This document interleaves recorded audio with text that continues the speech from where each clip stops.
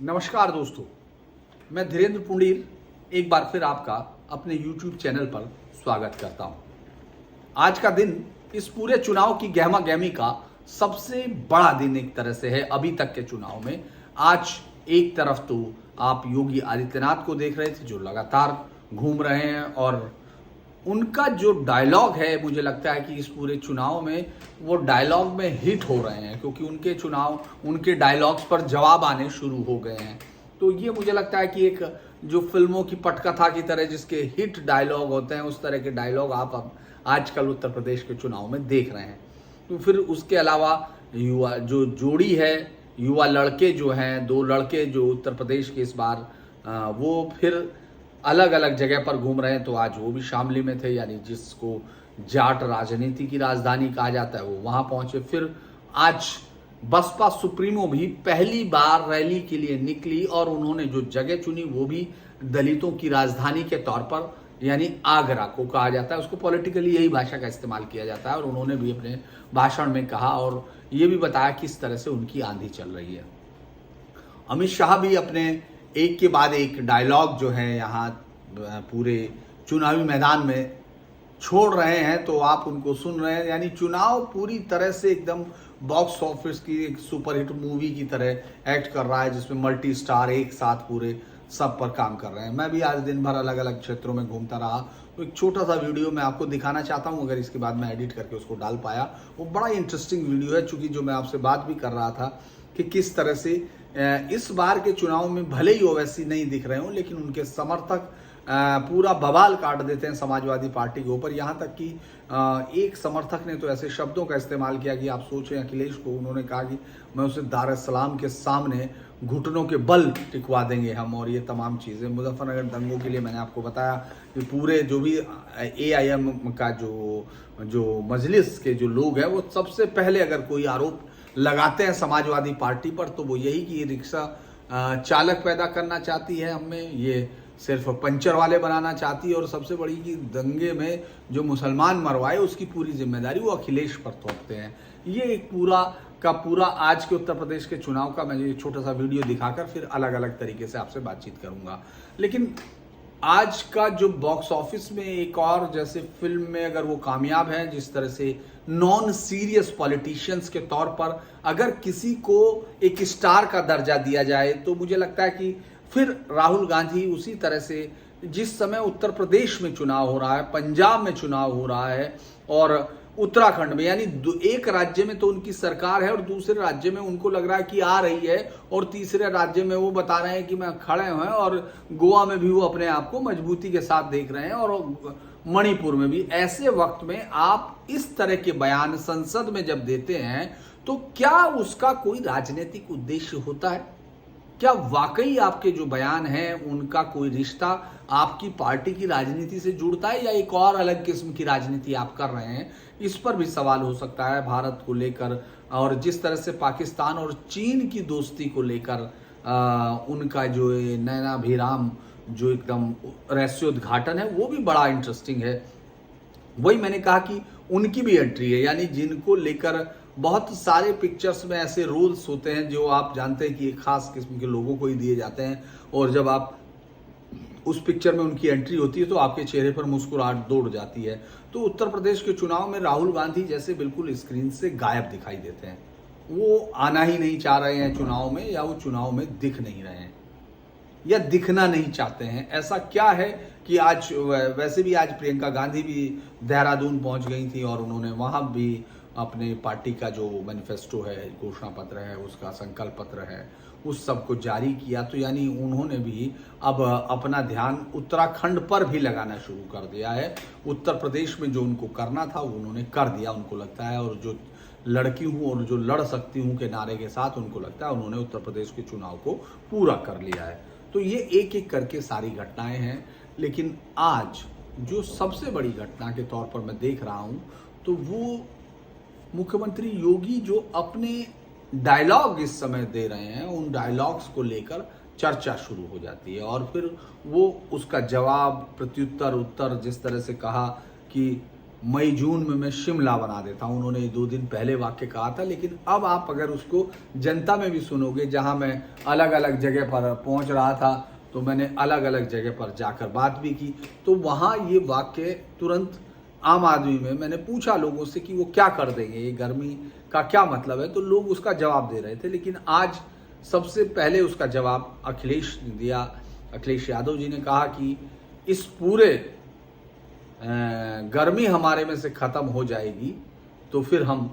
मर जाएंगे, तो गर्मी होनी चाहिए, और ये तमाम चीज़ें उन्होंने कही। यानी गर्मी का जो एक शब्द था उसको किस तरह से उन्होंने लिया कि हम लोगों में गर्मी होनी चाहिए, और फिर इसका जवाब आने के लिए बहुत देर नहीं थी जब ये कहा कि जो भी दंगाई होंगे उनको कुचल दिया जाएगा और गर्मी मैं जो हूँ ठंडक में बदल देता हूँ और उनको पूरा ठंडा कर दिया जाएगा। ये तमाम चीज़ों के साथ मुझे लगता है कि ये जो एक डायलॉग डिलीवरी का दौर है अभी पश्चिमी उत्तर प्रदेश में, मुझे लगता है कि ये लंबा चलेगा, क्योंकि 10 जनवरी को पहला मतदान होना है, और मतदान होना है उसी इलाके में जहाँ से लोग सेना में जाना और फोर्स में जाना बहुत पसंद करते हैं। ये तो अलग बात है ही कि वहाँ के लोगों की जो भाषा है वो इस तरह की खड़ी बोली है सीधा, तो उसका इस्तेमाल हर नेता करने की कोशिश कर रहे हैं। और अमित शाह बदायूं में पहुंचे तो उन्होंने वही उसी के साथ कहा कि साहब अब इस बार अब कोई भी बाहुबली नहीं, घर घर बजरंग बली है। यानी बदायूं में इसलिए भी क्योंकि आपको याद होगा डीपी यादव एक समय जो पूरे उत्तर प्रदेश में टेरर, कम से कम पश्चिमी उत्तर प्रदेश में जो एक बदमाशी से अगर कोई आतंक पैदा हो सकता है तो उसका सबसे बड़े चेहरे के तौर पर थे। बेटा अभी भी वहाँ है, जेल में है, और आपको याद होगा नीतीश कटारा हत्याकांड उसमें है, ये खुद एक लंबी गैंगवार में शामिल रहे और उसके बाद कत्ल में और उन सब में पता नहीं कितने केसों में बंद हुए। यहाँ तक कि एक पता नहीं आपको ये कितना याद है, मैं बहुत सारे दोस्त मेरे कहते हैं कि मैं बहुत सारी चीज़ें इधर से उधर चला जाता हूँ, लेकिन मैं इसलिए चला जाता हूँ क्योंकि आपको वो जानकारियाँ इसी से जुड़ी हुई आती हैं। जैसे अब डीपी यादव को उन्होंने कहा, तो डीपी यादव के बारे में शायद आप में से नए लोग नहीं जानते होंगे, लेकिन डीपी यादव का इतना बड़ा टेरर था, इतने मुकदमे, इतना शराब का पूरा कारोबार पूरे वेस्टर्न यूपी से लेकर उत्तराखंड तक, एक ही नाम चलता था, वो डीपी यादव था। और वो वहाँ से जीते अपनी पत्नी को जिताया, मतलब उस आतंक का ये कहा था बदायूं जिले में अपनी ताकत के साथ वो खड़ा होता था और शायद ही कोई आदमी उसके सामने खड़ा होता था। यहाँ तक कि डीजीपी जो रिटायर हुए हैं उत्तर प्रदेश के वीएन राय, उन्होंने एक किताब भी पूरी इस पर लिखी, जो जिस पर गाजियाबाद, जिला गाजियाबाद आपने फिल्म देखी है, उससे पहले एक किताब उन्होंने लिखी थी। उस किताब में पूरे इस एक दूध ले जाने वाले से अपना कैरियर शुरू करने से लेकर माफिया टर्न तक होना, माफिया टर्न पॉलिटिशियंस तक का एक सफ़र उनका रहा है डीपी यादव का। और अब वो नहीं है तो आज उसी इलाके में घूमते हुए इस बात की याद दिलाई है कि अब कोई बाहुबली नहीं, घर घर बजरंग बली है। ये अमित शाह ने अपने समर्थकों को भी कहा और पूरे प्रदेश में फिर वही जो योगी आदित्यनाथ की जो पूरी एक ताकत जो दिखी जब उन्होंने एंटी-सीए प्रोटेस्ट है जिसमें लोग वायलेंट हो रहे थे या एक खास वजह से अटैक करने की कोशिश कर रहे थे, सड़कों को जाम कर रहे थे, उनके खिलाफ सख्ती दिखाई और उसके बाद तो जैसे ये उनका एक स्टाइल हो गया है। और अब जो भाषण में आप जो डायलॉग भी सुन रहे हैं वो उसी से राब्ता रखते हुए हैं। इसके साथ साथ आज ओवैसी के एक शब्द को मुझे याद है, ओवैसी चूंकि पॉलिटिशियंस और सॉलिसिटर और एक कट्टरपंथी, इन सब का एक ऐसा मिक्सचर है जो ये जानते हैं कि मैं कहाँ जाने पर किस शब्द का इस्तेमाल करने पर मुझे आप हिंदुस्तानी कानून की किसी धारा में नहीं पकड़ सकते हैं और मैं किस तरह से थ्रेट भी दे सकता हूँ। एक चीज़ उन्होंने शब्दों में कही जो मुझे याद है कि कहा कि हम लोगों में ये गर्मी कयामत तक, हमारे ऐसी गर्मी पैदा होगी जो कयामत तक रहेगी। यानी ये इशारा योगी जी को था, वो क्या संदेश देना चाहते थे तो बहुत ज़्यादा खुल के नहीं कहा उन्होंने, लेकिन इससे जिनको समझना है वो समझ रहे होंगे। इसके साथ ही साथ एक और मुझे लगता है वो थ्रेट था या जो भी उसको कैसे समझा जाए, जब अखिलेश यादव ये कहते हैं कि इनके खिलाफ मुख्यमंत्री और उप मुख्यमंत्री दोनों के खिलाफ मुकदमे हैं और यदि कोई इस पर जब सरकार बनेगी कोई एप्लीकेशन देगा तो विचार किया जाएगा। तो ये सब चीज़ें मुझे लगता है उस तरफ इशारा कर रही हैं कि अब योगी आदित्यनाथ को सीधे तौर पर घेर कर धमकी देकर इस तरह से दिया जाए, क्योंकि योगी आदित्यनाथ अपनी किसी भी बात में लाग लपेट रखे बिना सीधा हमला कर रहे हैं और वो चुनाव के इस पूरे जो इस पहले 2 फेज है इसमें ये मायने भी रखता है। तो एक एक अलग अलग हो गया है कि सबसे पहले तो आपने योगी आदित्यनाथ आज उन्होंने अगला भाषण के हिस्सा जोड़ा, यानी अपने डायलॉग में उन्होंने आज एक और बात जोड़ी कि किस तरह से जो भी उठाएगा फंड उसको कुचल दिया जाएगा। जो भी दंगाई या जो भी बदमाश माफिया वो सीधे तौर पर माफियाओं को अटैक करते हैं, हर जगह अटैक करते हैं और वो जानते हैं कि उनके जो लोग हैं जिस पर जो बात कर रहे हैं, कानून व्यवस्था की अगर कोई भी बात कर रहा है तो वो वहाँ तक पहुँच जाए। इसी तरह से अगर हम लोग इस बार के चुनाव में मुझे लगता है कि योगी आदित्यनाथ लगातार आप देख रहे हैं कि अब एक पूरे पहले चेहरे के तौर पर पश्चिमी उत्तर प्रदेश में हर जगह मौजूद है। मथुरा में आज ब्रज क्षेत्र में, चूंकि ब्रज क्षेत्र को लेकर उनका बहुत ज़्यादा आपको दिखेगा अनुराग भी है। 16-17 बार शायद वो आ चुके थे और अब 18-19 बार अभी आ चुके हैं, 2-3 बार अगर जोड़ लेते हैं। वो लगातार ब्रज क्षेत्र को है और इस चीज़ पर हमला बोलते हुए आजकल एक और अखिलेश यादव एक और हमला बोल रहे हैं। उनका कहना ये है कि इनको कई जगह से टिकट मांगने के बाद वहाँ से गोरखपुर से मिला, उन्होंने अयोध्या मांगा। ये एक जो साइकोलॉजिकल वॉर है ये लड़ी जा रही है। ये अलग बात है कि वो पत्रकारों की कुछ ऐसी चीज़ें जिसमें उन्होंने जो उनके सूत्र होते हैं बहुत ही खतरनाक सूत्र होते हैं पत्रकारों के, चूँकि जो उनको हर बार पिछले कुछ समय से दगा दे रहे हैं। जब से बीजेपी सरकार आई है सूत्रों ने जैसे पत्रकारों से जो एसी रूम्स में बैठते थे उनको दगा देना शुरू कर दिया और ये नई दगाबाजी कई बार बहुत खतरनाक होती है। जैसे कि आप देखिए मथुरा में वो चुनाव पहले आप उन अखबारों को अगर उठाकर देखेंगे, पहले मथुरा से चुनाव लड़वाया उन्होंने योगी आदित्यनाथ जी को और फिर उन्होंने योगी आदित्यनाथ को अयोध्या से लड़वाया और फिर अयोध्या और मथुरा दोनों से लड़ाया और फिर अचानक जब उनका गोरखपुर से हो गया तो फिर उन्होंने कहा कि यहाँ दोनों से चर्चा थी लेकिन उन्होंने वहाँ लड़ना ज़्यादा सेफ सोचा। यानी चित भी मेरी रही और पट भी मेरी रही, बाकी तो सब कुछ मेरे पिताई का है ही। इस तरह की अंदाज में चल रही इस पत्रकारिता में बहुत सारी, चूंकि जब मैं आपसे बात करता हूं तो ये मेरा मैं आपको कोई क्लेम नहीं कर रहा कि कोई चीज़ जब मैं बताता हूं तो उसका रेफरेंस बता देता हूं या फिर मेरा इन्फ्रेंसेस है, यानी जो मैं फील्ड में रहकर ये इन्फ्रेंसेस निकाल रहा हूं उस सबको आपसे डिस्कस करता हूं। यानी मेरी सारी जिम्मेदारी होती है, मैं उसमें कोई सोर्स की बात नहीं करता हूँ। तो मुझे लगता है कि चूंकि सोर्स ढूंढना ऐसे वक्त में बहुत खतरनाक हो रहा है क्योंकि सीधे तौर पर तो आप तक सूचना आ नहीं रही है, ऐसा कम से कम उन खबरों को देखकर लगता है जिन्होंने। और मुझे लगता है कि अखिलेश भी उसी चीज़ को उठाकर बाबा पर हमला बोल रहे हैं। बाबा भी चूंकि आम आदमी से अगर हम बात करें तो वाकई ये बड़ा एक दिलचस्प होता है। जैसे ही आप पूछते हैं कि कौन, तो कहेंगे कि बाबा आएगा। तो यानी योगी बाबा शायद आदित्यनाथ कम इस्तेमाल होते हैं, योगी और बाबा ये नाम आपको पूरे जगह जगह में घूमते हुए मिलते हैं और हम लोग भी लिखते देखते हैं कि लोग इनको कह रहे हैं। आज भी इस पूरी घटना में योगी आदित्यनाथ जो आगे बढ़कर ये पूरा जो हमला कर रहे हैं वो सब चीज़ें कर रहे हैं, वो उस पूरे वॉर को अपने चेहरे पर ला रहे हैं और बार बार ये कोशिश कर रहे हैं कि जो लॉ एंड ऑर्डर का वेस्टर्न यूपी में उन्होंने उसको सुधारा है, जो उनके मुताबिक अगर सबसे पहली घोषणा एंटी रोमियो स्क्वाड थी और उसके बाद आपने पश्चिमी उत्तर प्रदेश में जो अवैध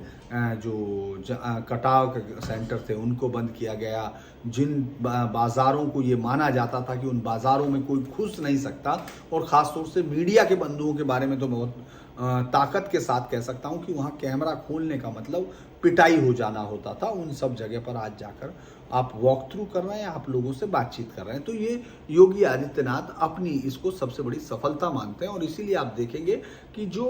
हर डायलॉग है, जो हर चीज़ है जो वो देना चाहते हैं मैसेज, उसमें वो बार बार ये बताने की कोशिश कर रहे हैं कि मेरे सामने गुंडागर्दी नहीं चल सकती, मैं गुंडागर्दी का इलाज कर देता हूँ। और ये जो छवि है इसका सबसे बड़ा अगर कोई काउंटर अटैक मिलता है तो वो अखिलेश यादव से मिलता है, क्योंकि अगर अखिलेश जी की बात करें तो उनको जब 2017 में सरकार गई तो उससे पहले इस तरह के लगातार आरोपों से सरकार घिरी रही कि इस सरकार में गुंडों की चल रही है, इस सरकार में गुंडे बेलगाम हैं। एक और जब मैं आजम खान साहब को मतलब आज बात करते हुए अलग अलग जगह पर मैंने बातचीत की, जब इस शहर में मैं आजम खान के शहर में तो खैर कल जाऊंगा, लेकिन सांसद आजम खान मुरादाबाद से भी रहे, तो बहुत सारे लोगों से मैंने पूछा कि क्या उस बार जो है जब अगर सरकार बनती है, क्योंकि हम लोगों का ये पत्रकारों का एक थोड़ा तंजिया लहजा होता है, चाहे वो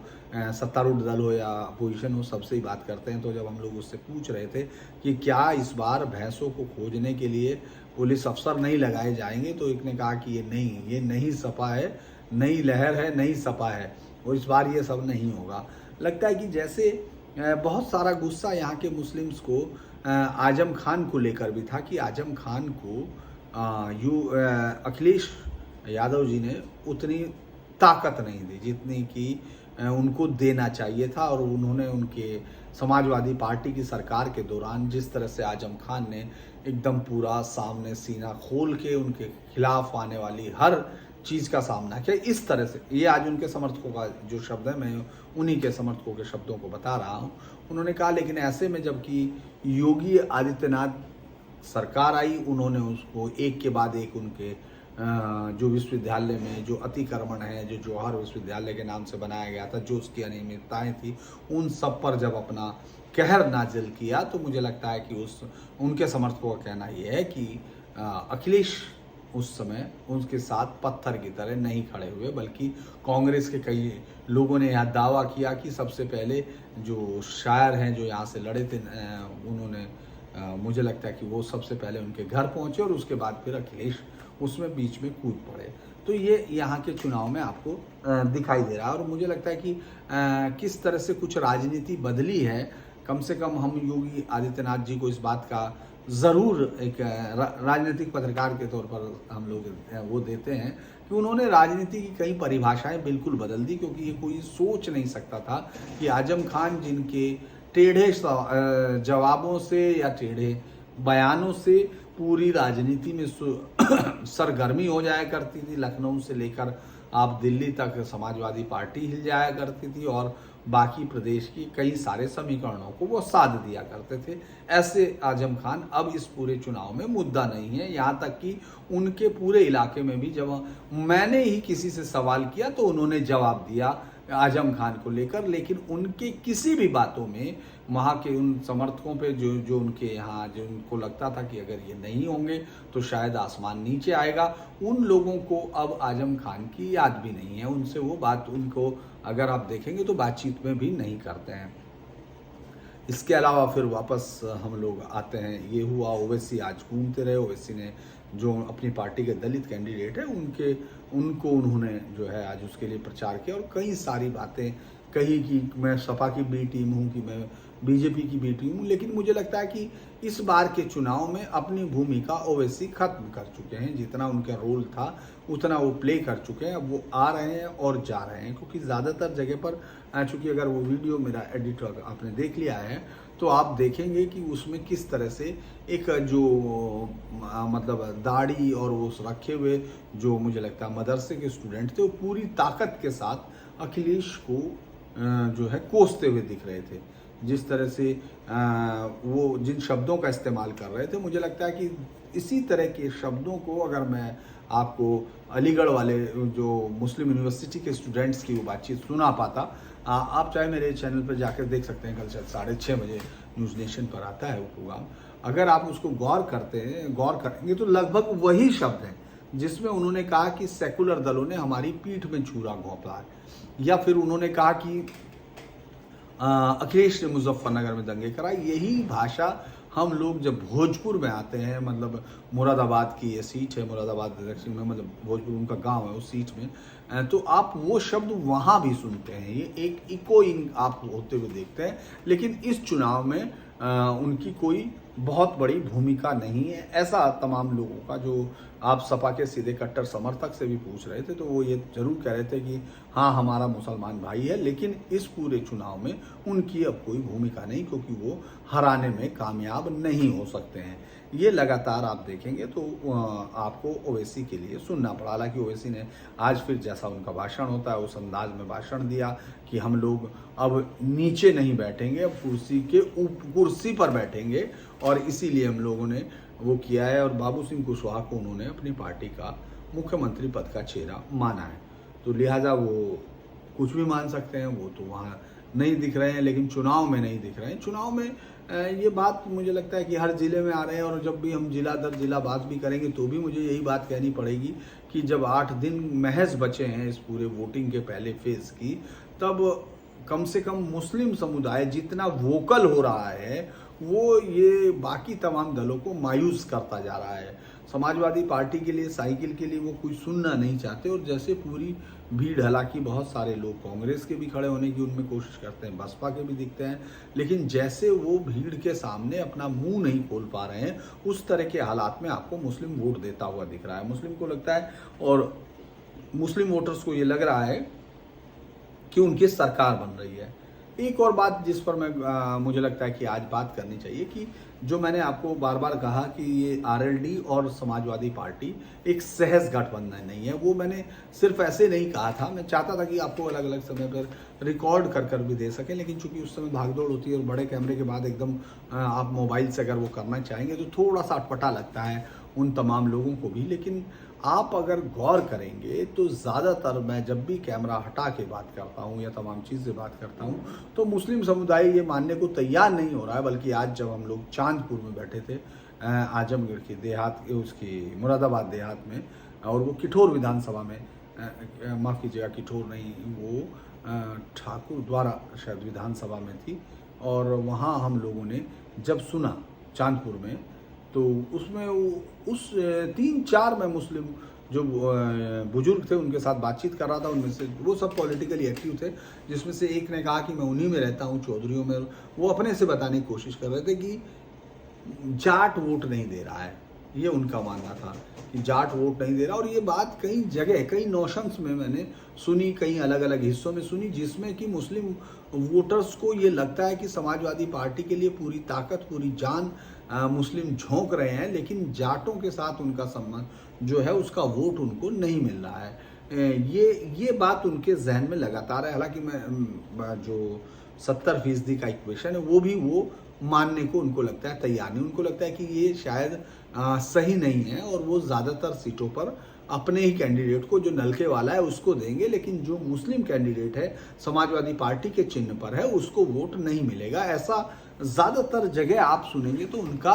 ये बयान निकलता है। और उसी तरह से आप बहुत सारे आप इस तरह के वीडियोस भी देख रहे हैं जिसमें कि मुस्लिम जो जाट समाज के लोग हैं वो भी कुछ अलग तरीके से बात करते हुए दिखते हैं कि हम तो सिर्फ चौधरी के लिए साथ में हैं। तो ये एक गठबंधन जिसकी सहजता मुझे लगता है बहुत कम दिखाई देती है। हालांकि चुनाव के बाद ही ये तय होगा कि ये कितना सक्सेसफुल रहा या ये कितना फेल रहा। मैं अभी नहीं कह रहा हूँ कि इस पूरे, हालांकि अभी तो जितने हिस्सों में हम घूम रहे हैं, और मैं जब अलग से पूछता हूँ, फिर मैं एक पार्क में चला गया, जो फिर वापस वही बातें होती हैं। हो सकता है आप में से कई लोग इस बात से थोड़ा ना इत्तेफाकी रखें, नाराज़ हो सकते हैं, लेकिन मैं जब लोगों से रोज़ वही सुनता हूँ तो वही आपको दोहराता भी हूँ, क्योंकि मुझे लगता है कि मैं उन्हीं की बयानी करने की कोशिश करता हूँ आप लोगों के सामने। जब रामलीला ग्राउंड में हम घूम रहे थे तो बहुत सारे लोगों ने विधायक के 6 महीने पहले एक्टिव होने की बात की, कि जैसे ही चुनाव हुआ तो यह विधायक आ गया, वरना 4.5 साल से कोई लेना देना नहीं था, लिहाजा हम उसको क्यों चुने। और 2-3 बुजुर्गों ने कहा कि नहीं हम वोट देने नहीं जाएंगे। तो ये एक जो रणनीति है बीजेपी को, उनको अपनी रणनीति को दुरुस्त करना पड़ेगा, कील कांटे उनको दुरुस्त करने पड़ेंगे अगर वो इस पूरे फर्स्ट और सेकंड फेज के चुनाव में अपनी जीत के पिछली बार के अंतर को बनाए रखना चाहती है, या उस अंतर में बहुत ही नुकसान को एडजस्ट करना चाहती है। क्योंकि यहाँ से चली हुई जो फर्स्ट और सेकंड फेज की हवा होगी वो आगे मूव करेगी। हालांकि दिन भर आपको इस तरह की खबरें जरूर आती रहेंगी। मैंने फिर कहा कि सूत्रों के धोखा देने का दौर है और सूत्रों को ना समझने का दौर है। अगर हम ऐसे दौर की बात करें तो आज अपना दल कमेरावादी यानी जो अनुप्रिया पटेल की माँ और बहन पल्लवी का जो एक दल है, उनका टिकटॉक को लेकर कुछ हुआ और 2-3 घंटे पहले जब हम लोग बैठे थे तो इस खबर आनी शुरू हो गई कि उनका संपर्क टूट रहा है। लेकिन बाद में उन्होंने प्रेस कॉन्फ्रेंस करके इस बात को साफ कर दिया कि भले ही उनको सीट वो मिले ना मिले, लेकिन वो अखिलेश यादव के साथ हैं और उनको समर्थन देते रहेंगे। तो ये जो सबसे बड़ी खबर लोगों ने बताना शुरू किया था, उस समय एक और खबर जिस पर कहा जा रहा है, मैं उसकी पुष्टि है वो नहीं कर रहा हूँ, क्योंकि मैंने अभी सुना नहीं कि पडरौना से जो स्वामी प्रसाद मौर्य ने जो छोड़ा है वो एक डर है। उनको लगता है लोगों ने, हालांकि तमाम चीज़ों को मैं उस तरह नहीं देख रहा हूँ, वो रणनीति होती है नेता की, वो सबसे ज़्यादा जीतने वाली सीट को ज़्यादा चुनता है, जिस पर उसकी जीत की सबसे ज़्यादा गुंजाइश होती है। लेकिन अगर आज भी मैं मेरे इस वीडियो को समअप करना चाहता हूं तो मुझे लगता है कि ये कहना चाहिए कि विधायकों के योगी जी का नाम काफ़ी बड़ी ताकत होगा बीजेपी के लिए, क्योंकि उनके विधायक जो हैं अपने लिए कुछ भी हासिल करने में सड़क पर बहुत ही कम दिख रहे हैं। मुरादाबाद की तो खैर 6 सीटें में से 4 सीटें पिछली बार भी समाजवादी पार्टी पर थी, उस आंधी में तो 2 सीटें बीजेपी के पास थी। तो बीजेपी उनके आसपास है, या पहले से बीजेपी को इस जिले में एक आध बढ़ भी सकता है, मिल भी सकता है, क्योंकि पिछली बार कांठ विधानसभा जिसमें जाटों की संख्या बहुत ज़्यादा है और मुस्लिम्स अलग अलग लड़े थे और बीजेपी को वो सीट मिल गई थी। इस बार लोगों का कहना है कि वो दोनों मिलकर लड़ रहे हैं, इसीलिए ये बात बहुत ही कम लगती है कि वो सीट उनके हाथ से जाए। लेकिन मुझे अभी तो मैं सीट दर सीट विश्लेषण नहीं कर रहा हूँ, लेकिन मुझे लगता है कि इस तरह से शायद ना हो और बीजेपी अपनी उस संख्या को यहाँ बनाए रख सकती है। और अंत में चूंकि बातचीत खत्म भी करनी है तो मैं राहुल गांधी जी को लेकर ज़रूर कहूँगा कि राहुल ऐसे समय में जब उनको चुनाव के अंदर रहना है तब वो इस तरह के इश्यूज़ पर बात कर रहे हैं, जिस तरह के इश्यूज़ पर, वो भी इतने हल्के तरीके से उनकी बातचीत है, क्योंकि मुझे नहीं लगता कि उनके बयानों से बहुत ज़्यादा कुछ ध्रुवीकृत होता हो या कोई ऐसी चीज़ें होती हो, या उनको बहुत ज़्यादा अब कोई इस तरह से इस चुनाव में कोई सिंसियरली ले रहा होगा।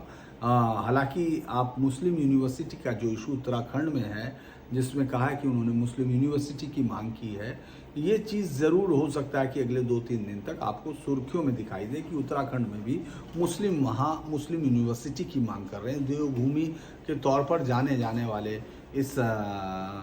उत्तराखंड में कांग्रेस की तरफ से जो इस तरह की अलग अलग चीज़ें आप देखेंगे, यहाँ तक कि वहाँ उर्दू भाषा में जब देहरादून का नाम हटाया गया था, उर्दू को हटाया था, जिस तरह का प्रेशर पड़ा था, जिस तरह की चीज़ें हुई थी, तो इस सरकार ने अपने आप का कदम पीछे खींच लिए थे। आज भी कुछ उसी तरह की चीज़ें, मुझे लगता है कि जब वो कांग्रेस थोड़ा सा कहीं ना कहीं मुझे लगता है नब्ज पकड़ने में भूल कर जाती है और आगे बढ़ जाती है दूसरी पार्टियां उसके साथ। अगर आप मुस्लिम यूनिवर्सिटी जैसी बातें आपको चाहिए तो वो बड़ी हैरानी की बात होगी कि आप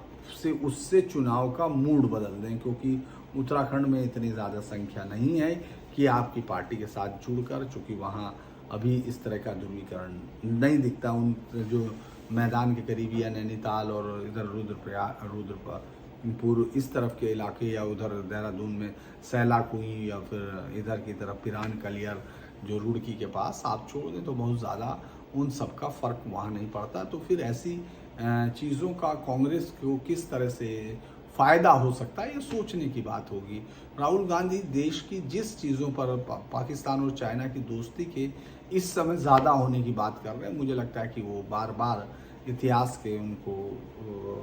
अपने तरीके से पढ़ने के जो ये कायदे हैं, ये उनकी पार्टी की कई संभावनाओं को, जो अभी उत्तर प्रदेश में तो कहीं नहीं है, को काफ़ी चोट पहुंचाते हैं। और ख़ासतौर से गोवा और उत्तराखंड में भी अगर, मुझे नहीं लगता कि उनका ये बयान उनकी मदद कर सकता है। हो सकता है कि वो पंजाब में सोच रहे हो कि इससे आम आदमी पार्टी के खिलाफ उनको बहुत बड़ी बढ़त मिल सकती है, तो ये उनकी समझ हो सकती है। मुझे लगता नहीं है कि इस बात से कोई बहुत फ़र्क उत्तर प्रदेश के लोगों को पड़ेगा। उत्तर प्रदेश में लगता है कांग्रेस ने अपना ये चुनाव पूरा कर लिया है, अब उसके बाद जो भी आना है वो सिर्फ डाटा आना है। हाँ, हम लोग अभी योगी बाबा के कई सारे और डायलॉग सुनेंगे और उन डायलॉग की गूंज के तौर पर या उनकी प्रतिगूंज भी आपको राजनेताओं से मिलेगी। आज इस होटल के इस कमरे से मुझे लगता है कि आप लोगों के साथ बातचीत यही है। मैं फिर अब माफ़ी मांगना चाहूँगा अगर बहुत सारे लोगों को लगे कि मैं एक इशू पर नहीं था, तो मुझे लगा आज का दिन इतना इंटरेस्टिंग दिन था, उस पर अलग अलग ही बात करनी चाहिए थी। और अगर मेरा वीडियो इसमें एडिट हो पाया तो फिर मैं आपके साथ वो भी शेयर कर रहा हूँ, उसको ज़रूर देखिए। एक बार फिर मेरी आप लोगों से गुजारिश है और ये निवेदन है कि आप लोगों को वीडियो अगर पसंद आता है तो आप इसको लाइक कीजिए, सब्सक्राइब कीजिए और शेयर कीजिए, ताकि हम लोग इसको ज़्यादा से ज़्यादा लोगों के साथ मेरे ये विचार पहुंच सकें। आज के लिए इतना ही। शुभ रात्रि। कल संभव हुआ तो फिर मुलाकात होगी। नमस्कार।